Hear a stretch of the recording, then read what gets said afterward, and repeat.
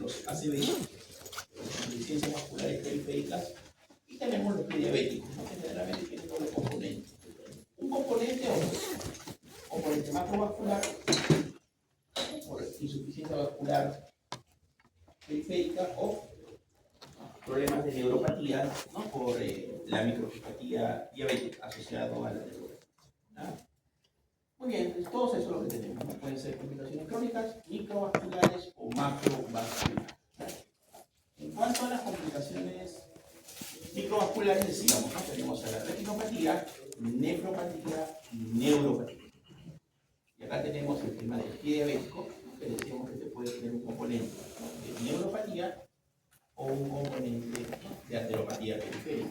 Puede ser los dos componentes o uno de ellos, que sea neuropático, vascular o mixto. ¿Ya? En cuanto a los macrovasculares, tenemos, ¿no? El tema de los problemas coronarios, ¿no? Ateropatía coronaria, las anginas, estabelosis, ¿no? Arteriopatía periférica, enfermedad vascular, los problemas renales, aneurismas y las formas mixtas de epidemia. Ok, entonces, la mayoría de manifestaciones, ¿no? En cuanto al tema microvascular, va a depender de qué? De la glucosa. ¿Cómo yo prevengo o controlo que mis pacientes no me hagan nefro, retino? Es controlando la glucosa. ¿Qué significa esto? Tener hemoglobina glicosilada por debajo de 100.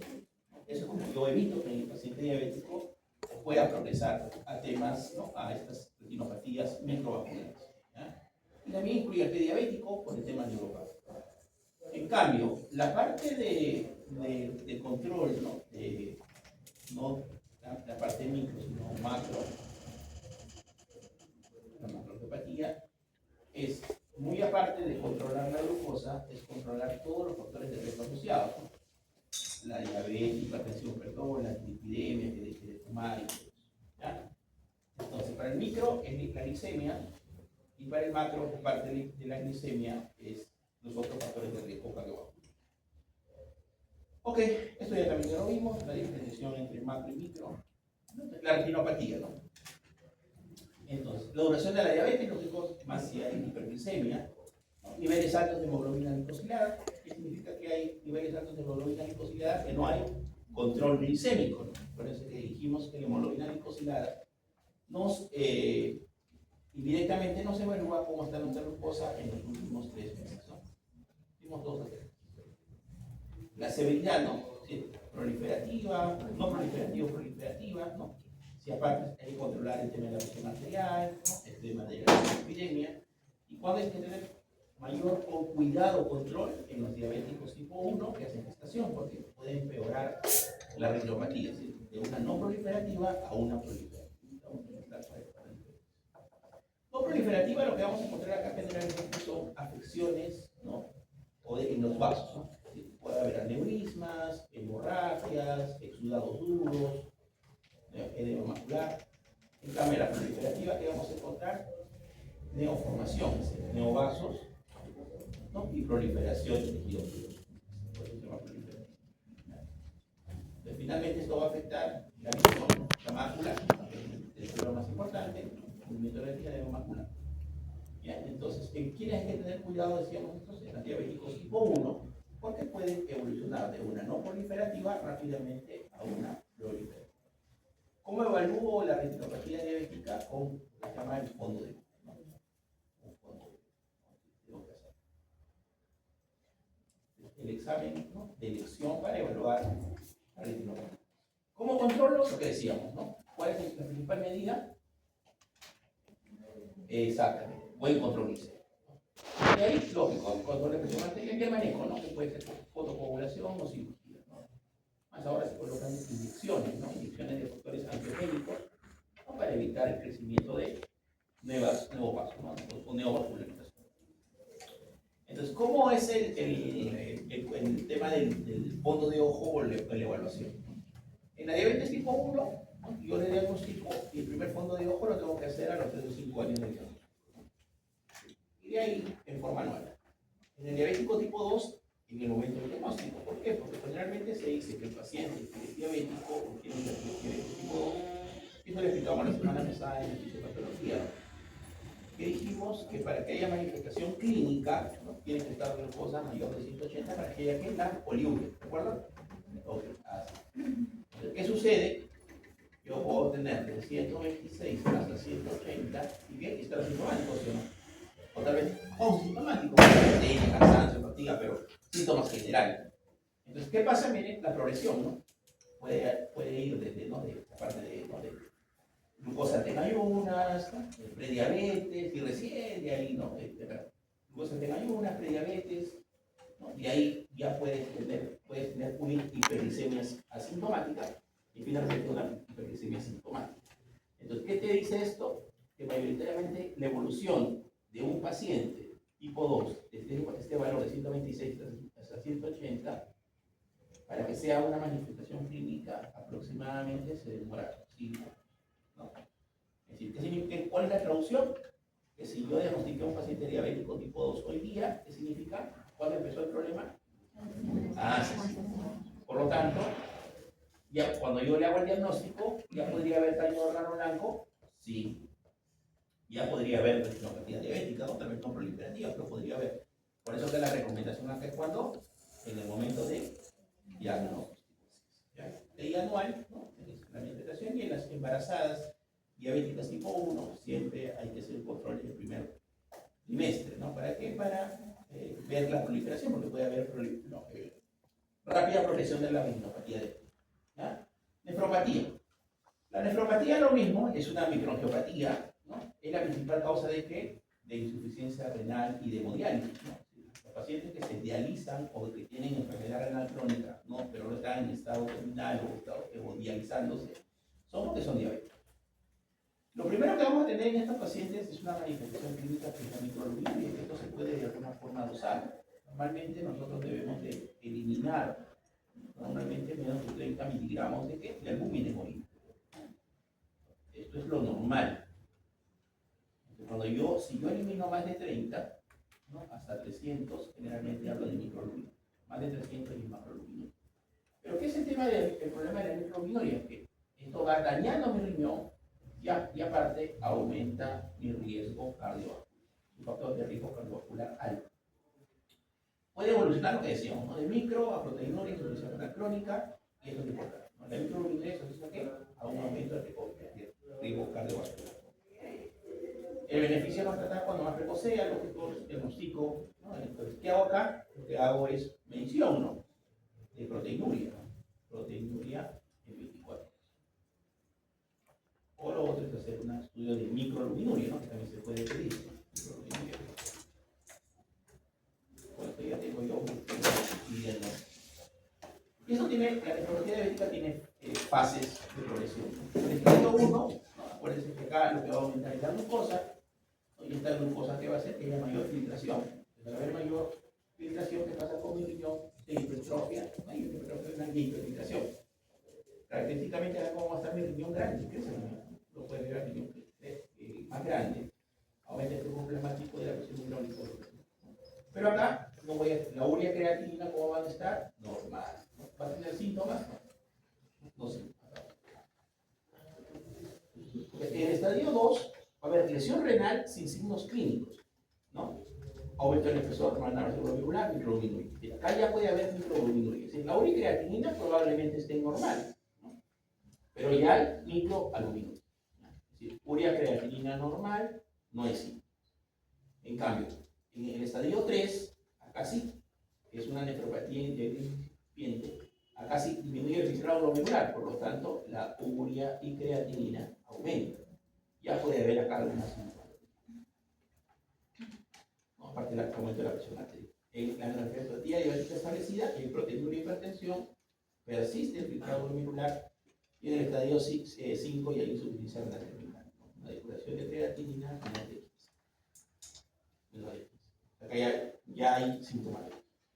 Esta es la progresión. Bueno, lo que explicamos, ¿cuánto debe ser lo normal? Menos de 30. Cuando decimos que hay microalbuminuria, ¿no?, de 30 a 299. Y cuando hablamos de proteinuria, ¿no?, o macroalbuminuria o proteinuria marcada significativa, cuando tiene mayor de 300. digamos, el hipótesis. Lo mismo, ¿qué tengo que hacer acá? Uno, controlar mi hemoglobina, mi glucosa. Dos, si es hipertenso, esta supresión es de menos de 130,80, ¿no? O menos de 120,70 si tiene proteína. Restricción proteica de la dieta, ¿no? Abordaje de todos los que dejen de fumar, evitar nefrotóxicos, ¿no? Medicamentos nefrotóxicos, cosas de iodados que son nefrotóxicos, ¿no? Y detección y tratamiento precoz de causas de enfermedades, ¿no? Si se suma. De ahí tenemos la neuropatía diabética, lo mismo, es una microangiopatía, por lo tanto la mejor forma de prevenirlo es controlando la glucosa, adecuada. Estos hay dos tipos, la somática y la autonómica, ¿no? De estas, la más frecuente es esta, la simétrica o polineuropatía sensitivo-motor. Esta es la forma más frecuente, que va a producir, ¿no?, parestesis o adormecimiento en donde, en las manos y en los pies, se le llama en guante y en calcetín. Esta es la característica del simétrico. Una polineuropatía simétrica sensitivo-motor. De ahí tenemos la aguda dolorosa, motora proximal, y de ahí tenemos no solo simétricas y polineuropatía, de ahí tenemos las focales. La mononeuropatía, que mayoritariamente puede producir parálisis del tercer par craneal, una característica de la mononeuropatía. Y tenemos la proximal asimétrica, donde hay mayor afección de un lado que del otro, ¿no? Y las autonómicas, acá por ejemplo, puede haber que alteraciones gastrointestinales, ¿no? Diarrea, estreñimiento, ¿no? Se llama enteropatía diabética, hemiturinario, ¿no? Retención urinaria, incontinencia urinaria, ¿no? Cardiovascular, braditáquino, ¿sí? Taquicardia refleja, bradicardia refleja, es decir, ningún tipo de relación con la actividad, ¿no? El sistema sudomotor, ¿no?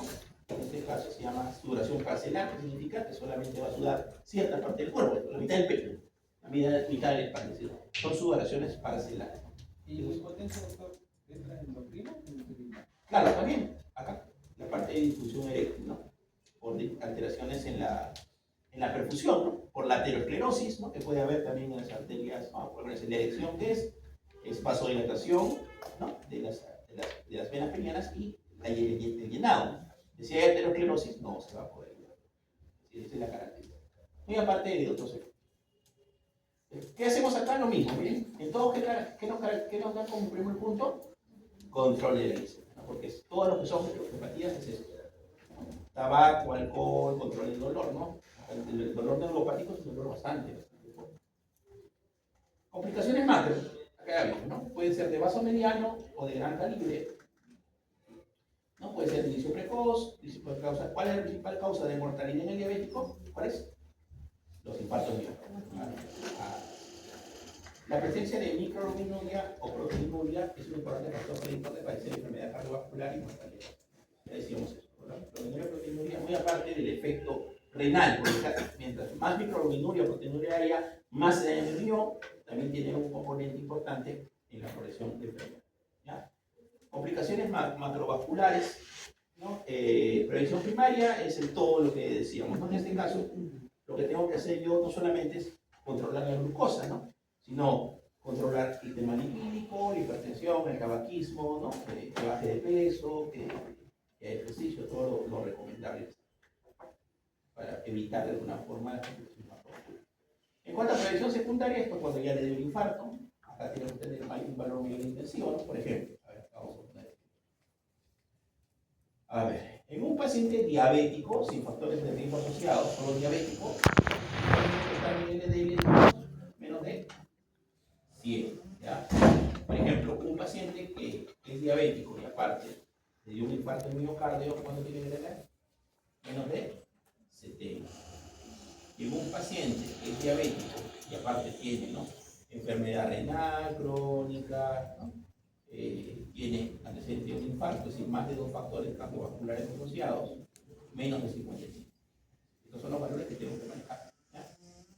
Menos de 55, menos de 70, menos de 100, ¿ya? Para que decir que o para hacer de alguna forma prevención secundaria, ¿no? En este caso ya estamos ya paciente que ha tenido algún problema cardiovascular asociado. Ahora la aspirina, ¿no?, como prevención secundaria, sí, y más de los siguientes dijimos que son los antihipertensivos ideales. ¿Por qué dijimos? ¿Por qué los siguientes son los antihipertensivos ideales? ¿Qué disminuyen?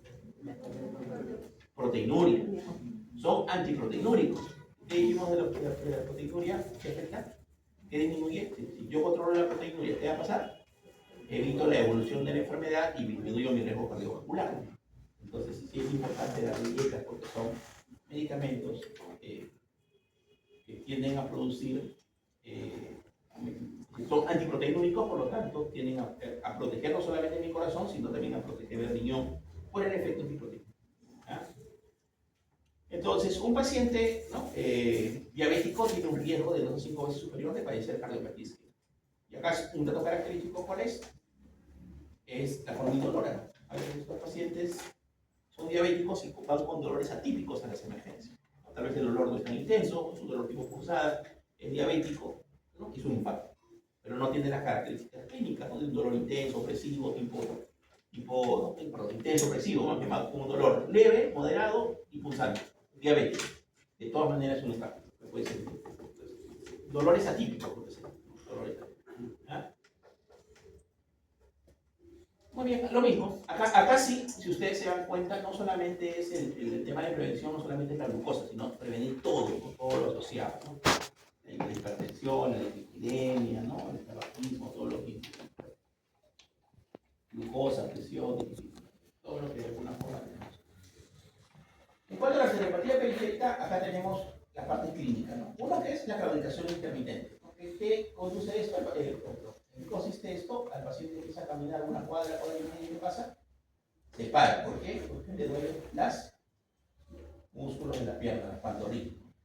Cualquiera dirá que no es porque está caminando, le duele porque está caminando mucho. Pero no es por disminución de la perfusión, es por insuficiencia vascular periférica. Entonces es como una angina de pecho. ¿Cuándo le duele al paciente la angina de pecho?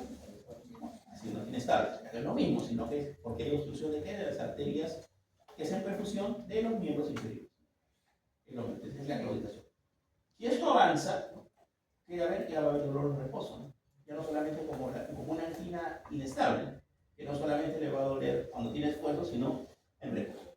¿Ya? Esa es la otra característica de la cardiopatía periférica. Y acá decíamos, miren, que había un componente, ¿no? Para el diabético, isquémico y neurológico. Isquémico, lo único que voy a tener, mi piel frío, ¿no? Porque no hay perfusión, va a estar pálido porque no hay perfusión, ¿no? Y yo le subo la pierna, ¿y qué va a pasar? Le va a doler más porque disminuye la perfusión. En cambio, en la parte neurológica no, en la parte neurológica no es la perfusión, es la sensibilidad, ¿no? Piel caliente, insensible, a veces, ¿no? Con edema, subedema. Y la gangrena seca, esto es cuando hay, ¿no? Úlcera o gangrena en el primer dedo del pie, ¿no? Que es lo que generalmente se afecta, ¿no? La neuropatía diabética, perdón, los problemas vasculares en el diabético, cuando afectan, ¿no? O está afectada la parte vascular, lo que va a producir mayor es la afección del primer dedo del pie. En cambio, cuando es por un tema neuropático que se afecta más la planta, se forman úlceras. ¿Verdad?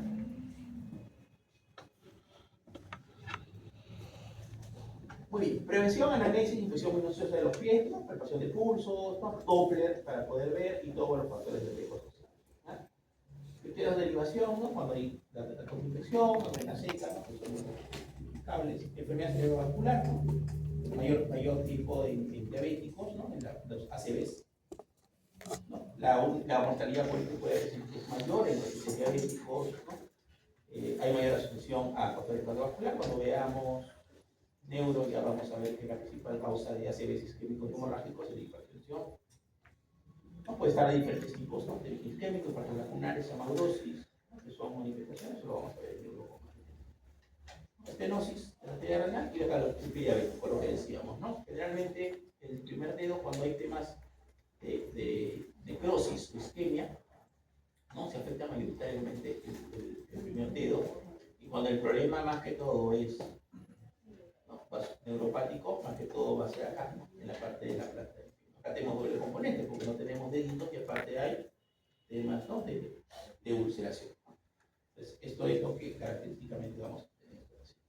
Hay varias clasificaciones, ¿no? Para evaluar el pie diabético. Esta es una, Wagner, ¿no? De Wagner, Texas, ¿no? Hay diferentes clasificaciones. La idea acá, por ejemplo, que vemos acá, ¿no? Temas neuropáticos, ¿no? Úlceras, ¿qué más? Necrosis, ¿no? Necrosis parcial, necrosis extensa o gangrena local, de acuerdo a la gravedad ahí. Formas mixtas son aquellos que tienen problema neuropático y problema vascular, lógicamente mucho más. ¿Cómo diagnostico esto? En este caso con la palpación de pulsos, ¿no? Tengo que palpar los pulsos del paciente diabético en su consulta, monofilamento, ¿no? 5.07 para ver si hay alguna alteración en la sensibilidad de los pies. Un buen calzado, ¿no? que visite al podólogo, porque finalmente el diabético necesita cuidados exclusivos del pie. Muy bien.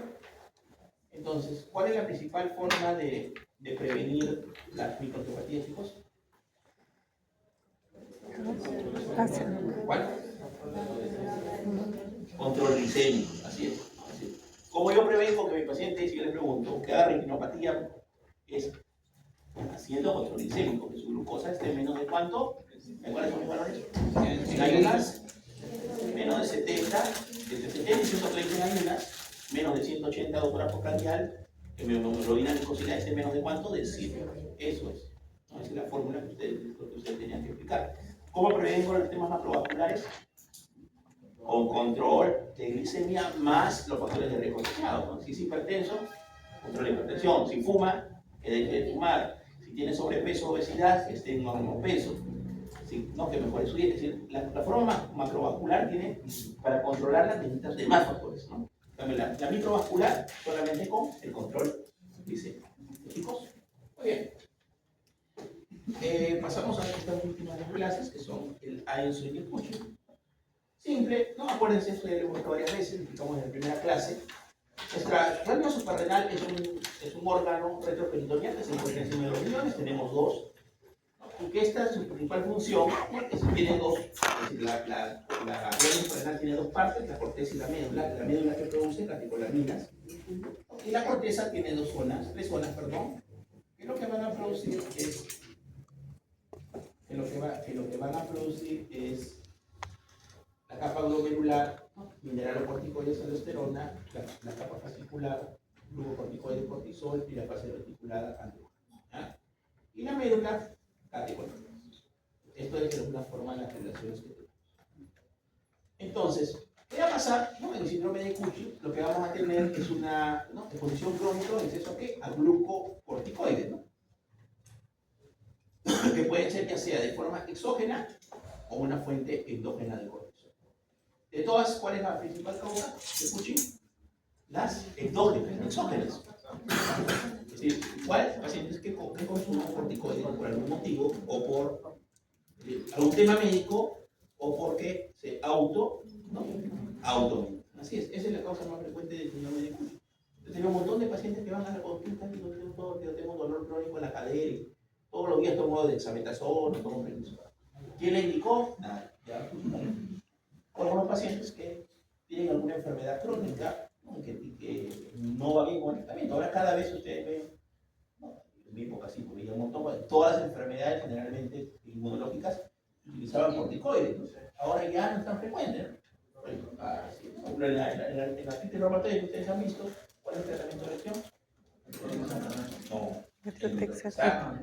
Entonces ya no es corticoide. ¿Qué te dicen? Si no mejora, ¿qué le das? ¿Le das corticoides o le das la cloroquina? Cloroquina. Entonces, eso es el tratamiento, ¿no? Corticoides generalmente como una terapia como de puente, que significa, ¿no? El inicio corticoide al inicio porque estos medicamentos no actúan inmediatamente, ¿no? O lo otro es cuando es rebelde el tratamiento. Pero cuando es rebelde el tratamiento ya no utilizamos corticoides, lo que ustedes dicen, ¿no? Ahorita utilizamos anticuerpos monoclonales, ¿no? Específicamente sobre alguna estructura, sobre alguna interleuquina, sobre el protocolo tumoral, en fin. Cada vez se utiliza menos corticoides, pero así igual sigue siendo la parte de medicación y sigue siendo la principal causa del síndrome de Cushing. Muy bien, entonces pueden haber diferentes variables, ¿no? Variables de su clínica, de entonces, acá tenemos que tener otro concepto. Uno que es lo que es el síndrome de Cushing. Vamos acá. El síndrome de Cushing abarca cualquier manifestación de elevación del cortisol, ya sea endógena o exógena. Muchos corticoides, síndrome de Cushing. Tengo un tumor, un adenoma o un carcinoma suprarrenal que me produce cortisol, síndrome de Cushing. tengo un tumor, ¿no? Un macroadenoma productor de CTH, síndrome de Cushing. Es decir, finalmente el síndrome de Cushing abarca toda la etiología que pueden hacer que se eleve el cortisol. Es decir, ¿ya? Acá tenemos el síndrome de Cushing, ¿no? Tenemos la enfermedad, y acá tenemos esto, la enfermedad de Cushing. Cuando hablamos de enfermedad de Cushing, ¿qué decimos? Que esto es porque aumento de qué? Del ACTH. Esta es la diferencia. Acá para que se entienda mejor. La enfermedad de Cushing también abarca el síndrome de Cushing, ¿o no? Claro, sí. Es decir, la enfermedad de Cushing es una etiología del síndrome de Cushing. Pero el síndrome de Cushing, no todos finalmente van a ser enfermedad de Cushing. La enfermedad de Cushing, ¿cuál es? Solamente por elevación de la ACTH. ¿No? ¿De qué? De la hipófisis. ¿Ya? Acá puede ser un adenoma o una hiperplasia. Enfermedad de Cushing, aumento de la ACTH. Es raro esto. Pero a pesar de que es raro, que es la causa más frecuente de qué? De tumores que tienden a producir, ¿no? Producir elevación de la ACTH. ¿Ya? Y de ahí tenemos esto, el ACTH tópico, que esto abarca también al síndrome de Cushing. Es decir, tumores que producen ACTH. ¿Cuáles son los tumores más frecuentemente? Los pulmonares, ¿no? Los microcíclicos pulmonares. ¿Qué van a producir esto? ACTH tópico. Si va a actuar como si fuera un ACTH real, van a estimular al nervio suprarrenal a producir ¿qué? Cortisol. Tenemos, miren, la enfermedad de Cushing, ¿cuál es la definición? Tumor hipofisiario, ¿productor de qué? De ACTH. Enfermedad. ¿Ya? En cambio, el síndrome de Cushing, todas las de exceso de cortisol. Un tumor de CTH exógeno, ¿qué será? Un tumor suprarrenal, síndrome de Cushing. Un tumor hipofisiario de CTH, un síndrome de Cushing. Tratamiento con ácidos glucocorticoides, un síndrome de Cushing. Pero la enfermedad de Cushing, ¿cuál es acá? Yo les marco. ¿Cuál es la enfermedad de Cushing? 1, 2, 3 o 4. No, es un tumor, es una enfermedad de Cushing, es un tumor hipofisiario productor de CTH. ¿Estamos de acuerdo? Sí, ok, ahora sí, ¿qué decíamos acá, no? Carcinoma broncogénico de células pequeñas, ¿no? O microcítico, ¿no? Es la causa más frecuente de qué? De producción de ACTH tópico, ¿no? ¿De qué va a producir ACTH? Y va a actuar para estimular finalmente la glóndula suprarrenal para producir cortisol. De ahí tenemos ¿no? Los tumores suprarrenales, que dijimos que pueden ser tumores benignos, adenomas o malignos carcinomas. ¿Ya? 20-25% del síndrome de Cushing. Unilaterales y 50 malignos son carcinomas, ¿no? Y el 50% son adenomas benignos. ¿Ya? Puede producir infección inmunitaria y hiperplasia nuclear de suprarrenal. ¿Ya? Tumor hipofisiario, esto es lo que dijimos. Esta enfermedad de Cushing puede ser micro o macroadenomas, ¿no? Micro menos de 5 milímetros en el 50%. Y iatrogénica, que es la causa más frecuente. ¿Esto es por qué? Por consumo de corticoides de forma exógena. ¿Ya? Acá está, ¿no? Situación fisiológica es esto, ¿no? Cuando aumenta el cortisol, ¿qué va a hacer por la CRH? Disminuye, y ¿qué hace por el CTH?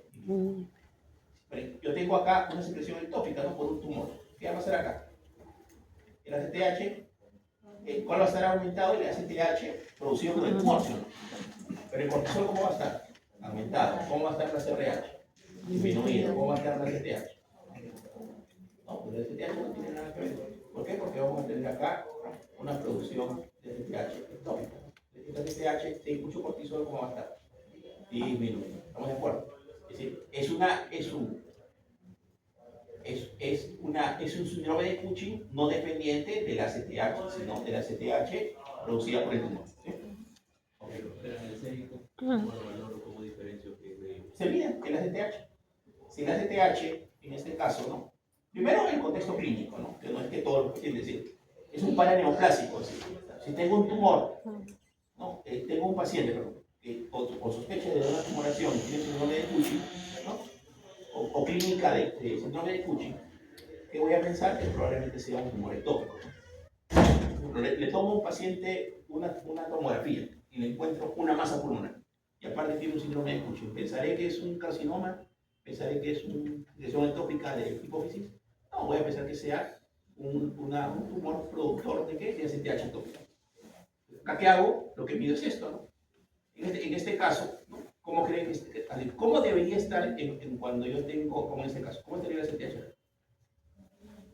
en la forma fisiológica. La CRH estaría disminuida, el cortisol estaría aumentado, ¿sí o no? Pero ¿cómo voy a tener acá el STH? Bloqueado o disminuido. ¿Y cómo está el STH tópico? Aumentado. ¿No sería para hacer una gradiente? Se puede hacer una gradiente de la medición del ACTH en senos petrosos, que es otra forma de hacerlo. Ahorita lo explicamos. Enfermedad de Cushing por adenoma. Acá, ¿cuál es el problema? Acá, ¿dónde se está produciendo? Acá no. ¿Cómo va a estar acá? El STH va a estar aumentado. ¿Cómo va a estar el cortisol acá? Aumentado, pero ¿cómo va a estar el SRH? Disminuido. Y tengo un síndrome de Cushing por adenoma suprarrenal. ¿Cómo va a estar? Acá va a estar aumentado, ¿no? Acá va a estar disminuido y acá va a estar disminuido. Este sería primario, este sería secundario, este sería ectópico, ¿no? Y este sería normal. ¿Estamos de acuerdo? El compañero ahorita no sé qué lo vamos a explicarlo por el signos y síntomas, ¿no? Los signos y síntomas van a depender mucho de la función, o la función del cortisol. El cortisol, ¿qué hace? Fácilmente, ¿no? Es por ejemplo, para las proteínas, ¿qué es? Es catabólico, perdón, anabólico, es decir, acumula proteínas. Para los lípidos, ¿qué es? Y para la glucosa, es catabólico, se libera glucosa. Entonces, eso va a depender, ¿no? Para el hueso, ¿qué es? Forma hueso, es decir, estimula a los osteoblastos para formar hueso nuevo. Cuando de alguna forma tenemos mucho corticoide, ¿qué va a pasar? Por lo tanto, va a haber debilidad muscular. ¿Por qué? Porque se va a quedar esto sin proteína, ¿no? Va a haber fatiga, porque hay fatiga muscular, ¿no? ¿Qué pasa? ¿Qué tiene de alguna forma los músculos y la piel? ¿Qué componente tienen? Proteínas, colágeno, ¿no? Son proteínas, son colágeno. Se debilitan, ¿no? La piel se pone más delgada. ¿Qué va a ser más forma? ¿Qué voy a poner? Esta equimosis no es porque están fallando, sino porque va a ser más fácilmente poder ver los vasos, ¿no? Porque la piel está más delgada. Fácilmente voy a poder encontrar equimosis, ¿no? Porque va a haber menos protección, porque la piel también tiene un efecto de protección. ¿Qué más va a haber? Hiperglicemia o resistencia a la insulina, ¿no? Porque el cortisol es una hormona hiperglicemia. ¿Qué decíamos acá? Que para las grasas, ¿no? Para algunos productos es catabólico y para otros es anabólico. Por ejemplo, para el tejido adiposo es anabólico, es decir, acumula grasa. ¿Y dónde vamos a tener la acumulación? En el abdomen, ¿no? ¿Dónde más vamos a tener? Acá, en la parte de lo que se llama la jiba, ¿no? La jiba de colesterol, la intercapular o el hipertensión, porque de alguna forma retiene mayor cantidad de sodio y agua, con depresión, psicosis, acné, surtismo oligomenorrea, ¿no? Con el tema del efecto de los cuerpos. Entonces, acá está. ¿Qué es lo que voy a tener como síntomas o signos más característicos? Es esto, ¿no? En cuanto a los síntomas, ¿no? Habilidad, ¿no? Obesidad centrípeta, así como mayor cantidad de grasa abdominal, hirsutismo, ¿no? Que es la acumulación de pelos de forma patológica. ¿Qué significa? Esa es la diferencia, ¿no? Entre hipertricosis y hirsutismo. En la mujer, por ejemplo, alguna de las chicas que puede tener tiene mayor velocidad en los brazos, ¿no? No sé. ¿Qué es eso? Hipertricosis. Porque finalmente puedo tener en las piernas, puedo tener en los brazos, y es verdad. Lo único que tengo es mayor cantidad.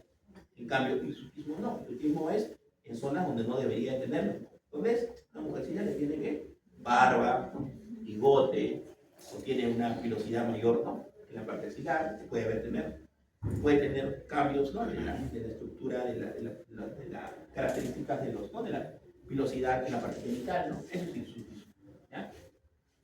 Estrías violáceas, equimosis, miopatía. Esas son las características que puede tener el paciente que tiene esto. Ok, entonces, ¿cómo hago? O sea, hay varias formas de hacer el diagnóstico para ver el tema del diagnóstico de diferencia. ¿Qué se hace acá? ¿No? Lo que se hace es supresión. ¿O qué debería ser? ¿O qué debería necesitarse fisiológicamente? Si yo le doy dexametasona a un paciente, ¿no? Si yo le doy, por ejemplo, le pongo dexametasona, fisiológicamente, ¿en qué momento se secreta o secretamos más cortisol nosotros? 8 de la mañana. Ah, sí, entre las 6 y 8 de la noche. Entonces, si yo le pongo de alguna forma a un paciente dexametasona, 1 gramo de dexametasona a la medianoche, ¿qué debería pasar de alguna forma con el cortisol? ¿Debería disminuir o debería aumentar? debería disminuir, porque finalmente le estás dando el cortisol, ya no debería ser cáncer, porque va a estar bloqueado por el tema del feedback negativo. ¿Estamos de acuerdo? ¿Estamos de acuerdo todos? Sí, muy bien. Si yo a un paciente le doy un test de supresión de dexametasona de 1 gramo y el cortisol, en vez de estar normal o disminuido, está aumentado, ¿qué pasó? No lo suprimió, señor. Entonces, ¿qué hago allí? El diagnóstico de síndrome de Cushing. De Cushing.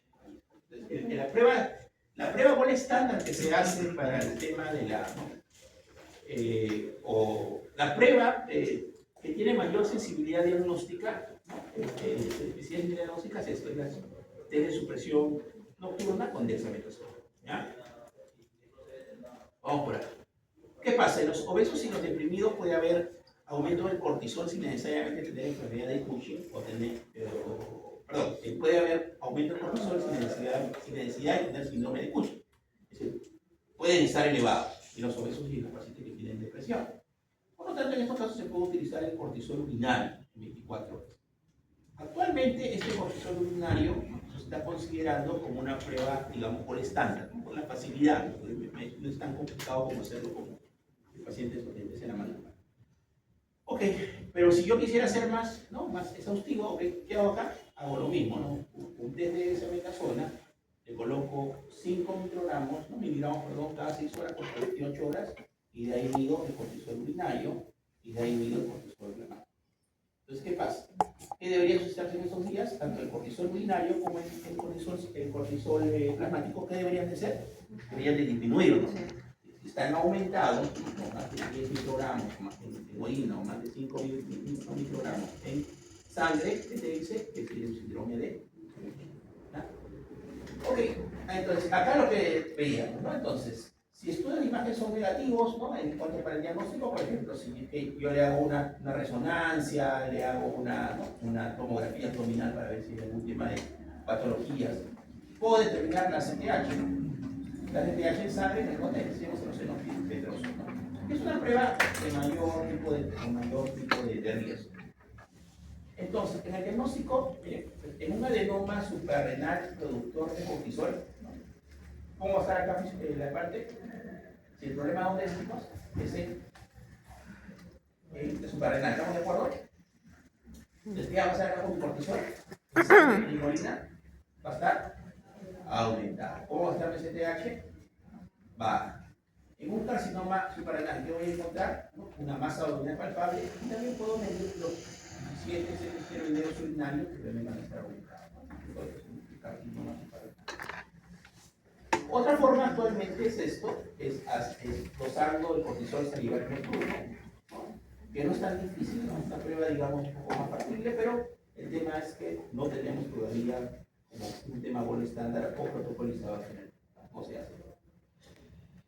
Y el tratamiento, acá lo que voy a hacer es de acuerdo, ¿no? Es decir, si es un tema de hipófisis, si es un tema suprarrenal, ¿no? Si es un tema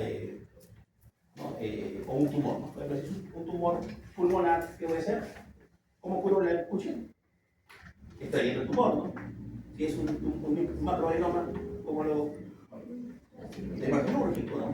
Transepidontal. Si es un tema de producción, un adenoma o un carcinoma suprarrenal, ¿cómo lo...?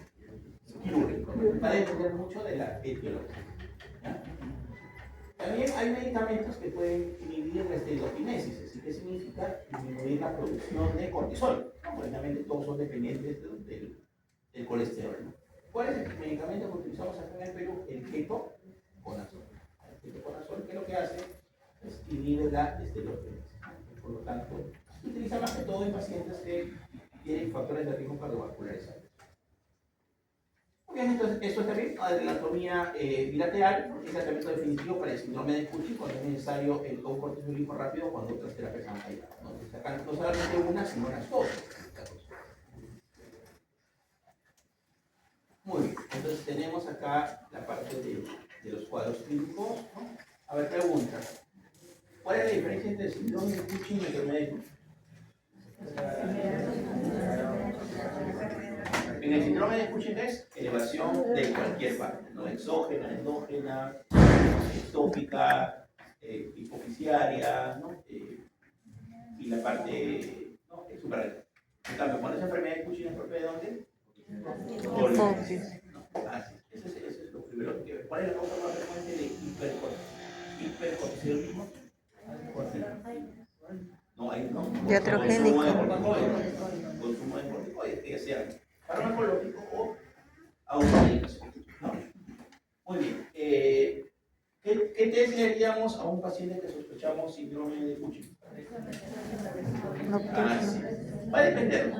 Si le pusiéramos como una prueba, si hubiera la opción de hacerle test de supresión o medición de cortisol urinario en 24 horas, lo que se recomienda es el cortisol urinario en 24 horas. ¿No? Si el cortisol urinario no te diagnostica, pasas al test de supresión o de examen. No es el de elección. ¿Ya? Muy bien. A ver, ¿qué más sobre esta parte? Otro, ¿no? Ketoconazol, que dijimos que es el medicamento, ¿no? Que puede producir o disminuir la esteroidogénesis. Muy bien. Vamos a ver. En este caso, chicos, vamos al contrario. ¿Sí? En esto lo que pasó es que no hay, es decir, que estas capas, ¿no? Estas capas, ¿verdad? Que normalmente deben producir, hay una alteración, que hace en la capa glomerular, en la fascicular o en la reticular. Es decir, cuando se afecta todas estas tres capas, generalmente vamos a hablar de una insuficiencia suprarrenal de qué tipo primaria. Las tres capas. ¿Qué va a tener mi paciente? Por lo tanto, va a tener disminución del cortisol, disminución, ¿no?, de la aldosterona y disminución de los andrógenos. ¿Estamos de acuerdo? Porque lo que está fallando es la glándula suprarrenal. En cambio, cuando el tema es secundario, si falla la hipófisis, ¿qué va a pasar? Vamos a tener también afecciones de los tres, de las tres partes, ¿o no? No. No. Bueno, así es. La parte de cortisol y andrógenos va a ser más dependiente de qué? De la ACTH. En cambio, la parte mineral corticoide, que es dependiente de la aldosterona, ¿de qué depende más? ¿De qué? Del sistema geninético. Entonces, en el primario que se afecta mayoritariamente todo, y en el secundario, más que todo, el cortisol, andrógenos, no la aldosterona. ¿Ya? Esa es una de las diferencias. Muy bien, el cortisol es secretado por la corteza, ¿no? Ya dijimos, la ACTH estimula la CRH, la secreción ocurre por el ritmo circadiano. ¿Qué significa esto? ¿Qué dijimos que el ritmo circadiano disminuye en el día y aumenta en la noche. Y el cortisol plasmático suprime la CRH. Efecto del cortisol en todos los sistemas. Dijimos que con los carbohidratos que dijimos hacer cortisol, ¿qué hace? Acumula. No, al revés, libera, ¿no? Porque son hiperglicemiantes. Con la glucosa, libera. Con las proteínas que dijimos, también, ¿no? Con las proteínas no, acumula. Con la grasa que dijimos, ¿qué hace? Acumula. Acuérdense del Cushing. ¿Qué pasa en el Cushing? ¿Qué hay con los carbohidratos? Aumenta, ¿cierto? Así es. Es decir, por lo tanto, el cortisol es una hormona de qué tipo es? Hiperglicemia. Con las proteínas que hace, produce debilidad, produce hipotrofia muscular, ¿no? Debilidad y hipotrofia muscular. Entonces, ¿qué hará el cortisol fisiológicamente? Anabólica. Lo mismo, ¿no? Lo mismo que con los carbohidratos los libera, igual, con las proteínas los libera. Si tengo mucho cortisol, voy a liberar más proteínas, ¿estamos de acuerdo? En cambio, con las grasas, ¿qué hace? El cortisol lo acumula, ¿no? Para los carbohidratos y las proteínas es catabólica y para las grasas es Anabólica. ¿Ah? Muy bien. Tiene propiedades antiinflamatorias, ¿no? Efectos de la reducción del agua corporal, por ejemplo, ¿no? Por el efecto ¿no? Que tiende un efecto like o parecido a la, ¿no?, a la aldosterona, y me ha dado una respuesta de estrés afectando a diferentes zonas. Por lo tanto, acá nos vamos al otro lado, ¿no? Entonces, si yo tengo también efectos de cortisol, yo tengo el cortisol disminuido, ¿qué creen que va a pasar con mi glucosa? ¿Qué voy a tener? ¿Hiperglicemia o hipoglicemia? Hipoglicemia. Una de las características de esto es la hipoglicemia.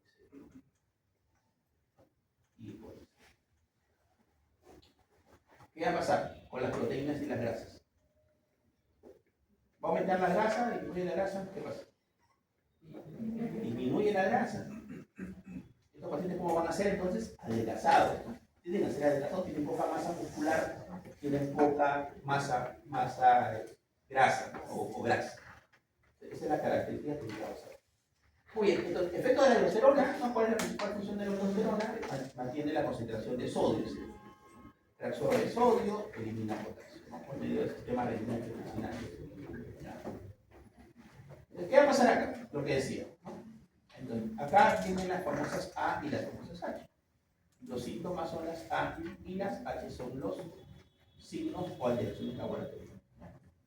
Las A que son astenia, área astenia. Entonces, ¿cómo va a estar el paciente entonces? ¿Qué es la astenia? ¿Se acuerdan? Es el cansancio patológico, ¿no? Es decir, si nosotros ahorita estamos cansados, así, no queremos saber nada, o podemos estar con sueño. Normal, tantas horas de clase uno se cansa. Pero el tema es, ¿no? Y así esto es constante. He echado, me levanto en la mañana, he dormido 8 o 10 horas y sigo cansado. Eso es patológico, eso es normal. Eso es astenia, ¿no? Eso es astenia. De la astenia, pues, es un cansancio patológico. Y si nosotros ahorita nos ponemos y nos corremos toda la vía expresa, cuando lleguemos al final, ¿vamos a estar asténicos? Sí, pero es un cansancio fisiológico. Puede tener un cansancio fisiológico. En cambio, cuando yo tengo un cansancio patológico, eso es la astenia. Esa es la diferencia. Astenia. ¿Qué más dijimos? Adelgazamiento, ¿no? La otra, adelgazamiento. ¿Y la otra cuál es? La anorexia. Todas son A. Astenia, adelgazamiento, anorexia. En las H ya vimos cuál, la hipoglicemia, ¿no? La hipoglicemia. ¿Qué más dijimos? Que tiene un efecto muy parecido a la aldosterona. ¿Qué hace la aldosterona?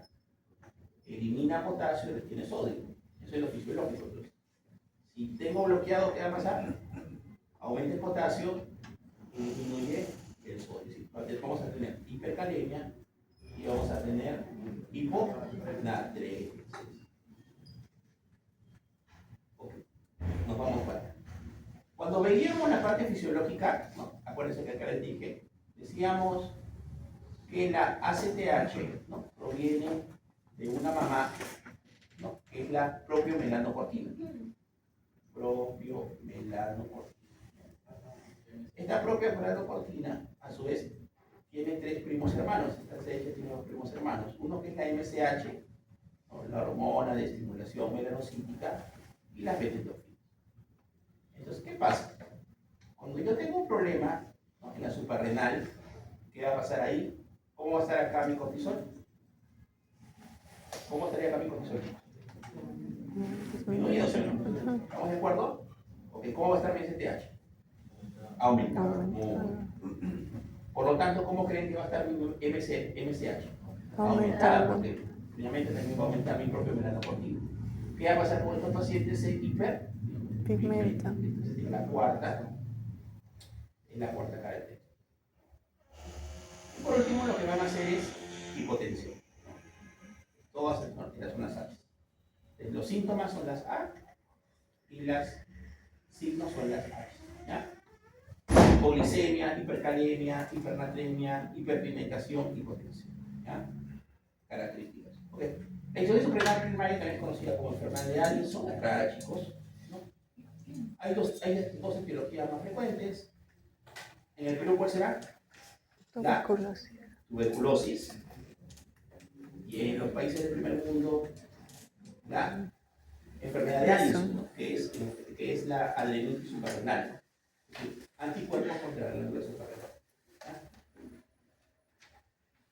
Muy bien, entonces puede haber una insuficiencia suprarrenal aguda, ¿no? Ya sea esto, por ejemplo, a ver, ¿cuál es la principal causa? Un paciente antes, ¿no? Estaba tomando sus corticoides, 20 miligramos, lo tenía tomando ya por un año, porque tenía, pues, a ver, un lupus, ¿ya? Vamos a poner acá. Y de un momento a otro, ya no toma. ¿Qué pasó con este paciente? De alguna forma me ha hecho una insuficiencia suprarrenal aguda, porque por una supresión brusca del cortisol. ¿Ya? Por eso que los pacientes que toman corticoides, por larga data, no es que le puedo entender hoy, ¿cuándo toman hoy? 20, ¿por cuánto tiempo? Por 6 meses. Ay, a mañana ya no tomes nada. No puede. Tiene que ser progresivo, porque si no le producimos eso. O lo otro, ¿cuál es? ¿No? Una isquemia o una hemorragia del glándula suprarrenal. Por ejemplo, pacientes que toman un anticoagulante, puede sangrar. o una sobrepoblación, ¿no? O problemas infecciosos, ¿no? Cuando veamos meningococcemia vamos a ver eso con más detalle. ¿Ya? Muy bien, entonces, estas son las causas agudas. ¿Ya? Supresión de corticoides, hemorragia, isquemia suprarrenal. ¿Cuáles son las principales etiologías? Acá están. La autoinmune y la tuberculosis. ¿No? Y en la secundaria se la peritonitis, hemorragia, la insuficiencia suprarrenal que dijimos, no hay producción de cortisol, tampoco de aldosterona, o ambas, ¿no? Porque aquí va a haber destrucción de la glándula suprarrenal. Entonces, ¿qué va a haber acá? Ausencia de corticoides, que aumenta la CTH y la MSH. La MSH que va a producir hiperpigmentación. No va a haber aldosterona, por lo tanto ahí explicamos que aumenta el potasio, disminuye el sodio, y la renina aumenta, ¿no? Porque va a haber una hipoperfusión del riñón, pero no va a haber forma de estimular la aldosterona. En cambio, en la suprarrenal, en la secundaria, ¿no? ¿Qué falla? El eje hipofisial hipotálamo adrenal. ¿Qué va a estar disminuido? El ACTH y el cortisol. Pero la aldosterona, ¿por qué no va a estar alterada? Porque esto va a estar más dependiente de qué? Del eje renina aldosterona. ¿Está bien? Entonces, ¿cómo diferencio clínicamente y laboratorialmente esto? ¿Cuál no va a estar hiperpigmentado? ¿La primaria o la secundaria? La secundaria. La secundaria no se hiperpigmenta y la secundaria no hay hipercalemia. ¿Estamos de acuerdo? Así es. La forma de diferenciar clínica y laboratorialmente una primaria y una secundaria es por la hiperpigmentación y por la hipercalemia. Esto no hay en la secundaria. ¿Ya? En la primaria sí, ya lo describimos en las características de la. Las funcionales es lo que explicábamos, ¿no? Cuando hay una reducción brusca, tiene que ser progresiva. Este cuadro ustedes van a leer, que lo han debido de ver también, ¿no? De farmacología, fisiología, el reumato, que es la enfermedad, la oficial antiinflamatoria. ¿Cuál es la más antiinflamatoria? La dexametasona, ¿no? ¿Cuál es la menos antiinflamatoria? La hidrocortisona. La relación acá es más o menos, ¿no? 1,20. 1,20, sí.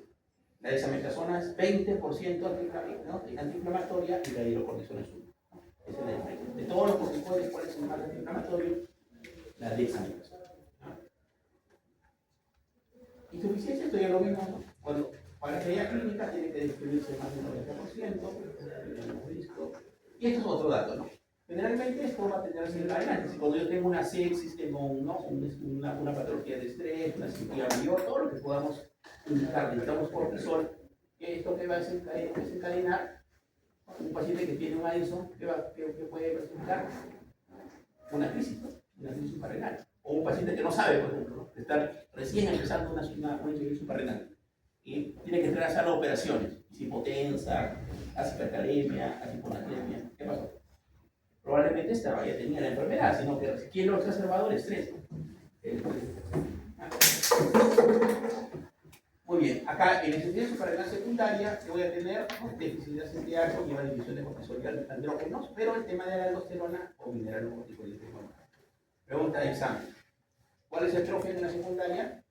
La fascicular y la reticular. ¿Cuál está preservada? La glomerular. Eso lo tienen que saber. En insuficiencia renal crónica, la primera causa no frecuente es idiopática, ¿no? Es autoinmune, es lo que decía, ¿no? Y acá en el Perú, ¿cuál es? Tuberculosis.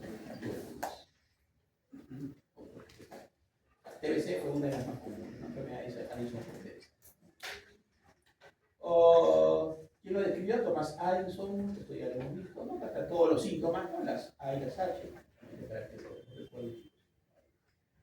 Y en la secundaria, muy aparte del tema de la insuficiencia, lo que hay que buscarnos es de alguna forma algo que esté produciendo alguna patología, ¿no? Que puede haber tumores, ¿no? O adenomas que no producen secreción, más bien que producen disminución de la secreción. Y para el diagnóstico de Addison, muy aparte de la clínica, acá se realiza la prueba de concitropina. Le coloco esta prueba de concitropina, que es una prueba segura y confiable, a un paciente. Normalmente, cuando yo utilizo esta prueba de concitropina, lo que debe producir es aumentar el cortisol, ¿no? De 500 a 50 milimoles. Pero ¿qué pasa en estos pacientes? ¿No? Yo le doy concitropina y el cortisol no aumenta. ¿Qué significa esto? No hay respuesta, ¿no? A la concitropina. Esa es la respuesta de la concitropina. ¿Qué más le debo de medir? Hemograma completo, urea creatinina, etc. ¿Cuál es la prueba de elección para confirmar con la enfermedad de Addison? ¿Cuál sería? La prueba corta de Cocito. Esta es la prueba de elección. Ok, acá está. A ver, el tema del diagnóstico y tratamiento. Miren, en la insuficiencia suprarrenal primaria, ¿qué dijimos? ¿Cómo va a estar la CTH? Alta. ¿Cómo va a estar la renina? Alta. ¿Y cómo va a estar la aldosterona? Baja. Entonces, ¿qué me falta acá? ¿Cómo va a estar el cortisol? Bajo. ¿Estamos de acuerdo?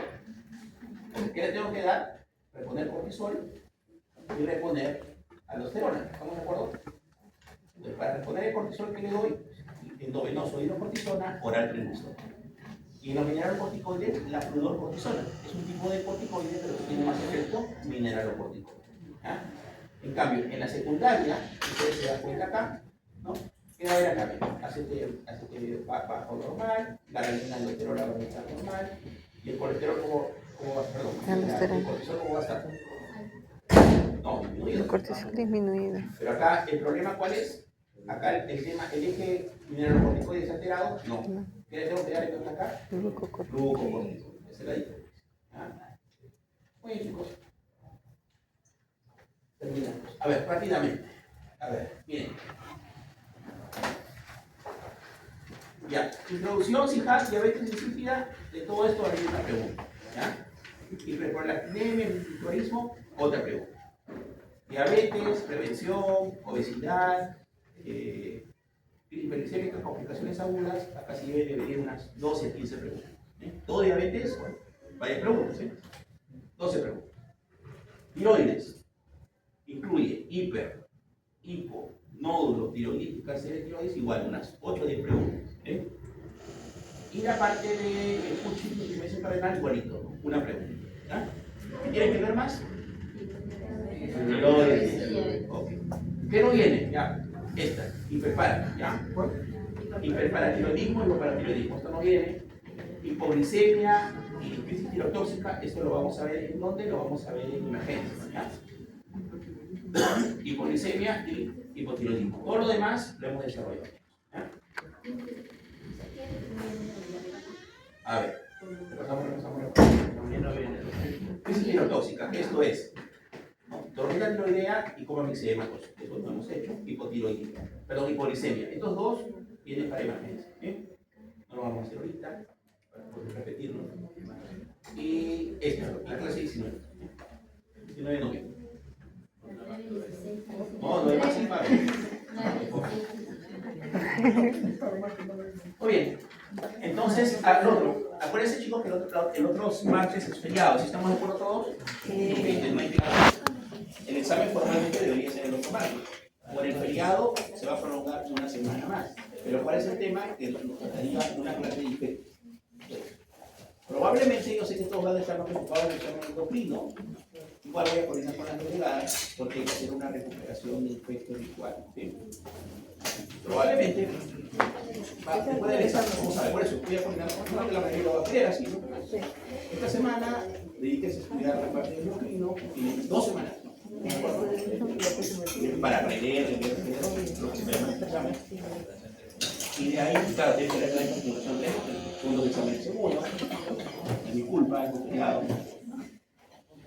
Y lo otro es que cuando tomamos el examen de endocrino, continuamos con un poco de efecto, ¿no? Y de ahí solo nos queda una semana más, y en una semana vamos a tener que hacer 2 clases. La semana que corresponde a esta semana y la siguiente. ¿Por qué? Porque le estamos pasando. ¿Ah? ¿Por qué no adelantamos el pasado? Porque no depende de mí, depende de la escuela. Se va a acumular. Tienen que ustedes tienen que analizarse, pero por eso, como yo les digo, a veces cuando se ha querido hacer algo parecido, raro, hace tiempo que lo han feriado martes, era que se ponían de acuerdo, pero nadie se pone de acuerdo. Uno no puede el martes, otro no puede el miércoles, otro no puede el sábado. Ok, yo sé, todos pueden el domingo, yo no puedo. Todos pueden el lunes, porque es bien difícil. Por eso que formalmente el examen, ¿cuándo debe ser? Como dice en el sílabus, ¿no? Una semana después de que corresponde a la siguiente actividad. Igual, si se ponen de acuerdo, tu delegado te propone una fecha, pero acuérdense, eso hay que pedir aula. Si por uno no está de acuerdo, que por ese uno no hay examen, porque finalmente estamos viendo los requisitos. Virtual. La recuperación de infectología va a ser virtual. Muy bien. Tienen 2 semanas para estudiar su, ¿verdad? Estudien.